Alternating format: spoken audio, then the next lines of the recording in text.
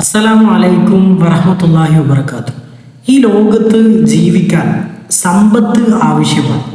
സമ്പാദിക്കാൻ സാധിക്കാത്ത ആളുകൾക്ക് ഈ ലോകത്ത് ജീവിക്കുക എന്നുള്ളത് വളരെയധികം പ്രയാസകരമായിരിക്കും. സമ്പത്ത് കരസ്ഥമാക്കാൻ കച്ചവടങ്ങൾ ചെയ്യുന്ന, ജോലികൾ ചെയ്യുന്ന ആളുകളാണ് ഞാനും നിങ്ങളും. ആ രൂപത്തിൽ ഹലാലായ മാർഗത്തിലൂടെ ഉപജീവന മാർഗം കണ്ടെത്താനാണ് റസൂലുള്ളാഹി സ്വല്ലല്ലാഹു അലൈഹി വസല്ലം നമ്മോട് ആവശ്യപ്പെടുന്നത്.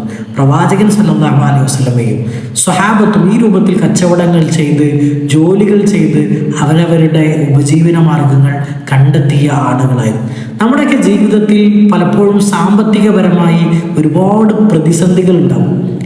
അപ്പോൾ പരിശുദ്ധ ഇസ്ലാം നമുക്ക് മറ്റുള്ളവരിൽ നിന്ന് കടം വാങ്ങാൻ, സംഖ്യകൾ കടം വാങ്ങാൻ അനുവാദം നൽകുന്നുണ്ട്.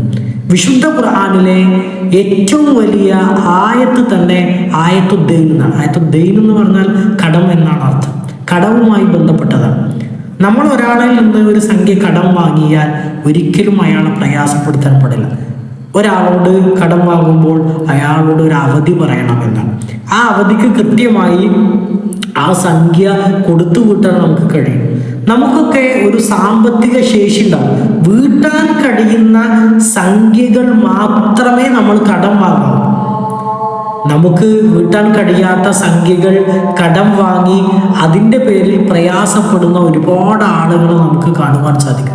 പലിശക്കൊക്കെ ഒരുപാട് വലിയ വലിയ സംഖ്യകൾ കടം വാങ്ങി അതിൻ്റെ പേരിൽ പ്രയാസപ്പെട്ട് നീറി ജീവിക്കുന്ന ഒരുപാട് ആളുകളെ നമുക്ക് കാണുവാൻ സാധിക്കും. കടം വാങ്ങിയ അത് കൃത്യമായി കൊണ്ട് കൊടുത്തു വീട്ടാൻ നമുക്ക് സാധിക്കണം. അതാണ് ഇസ്ലാമിക മര്യാദകളിൽ പ്രവാചകൻ സല്ലല്ലാഹു അലൈഹി വസല്ലമ നമ്മെ പഠിപ്പിക്കുന്നത്.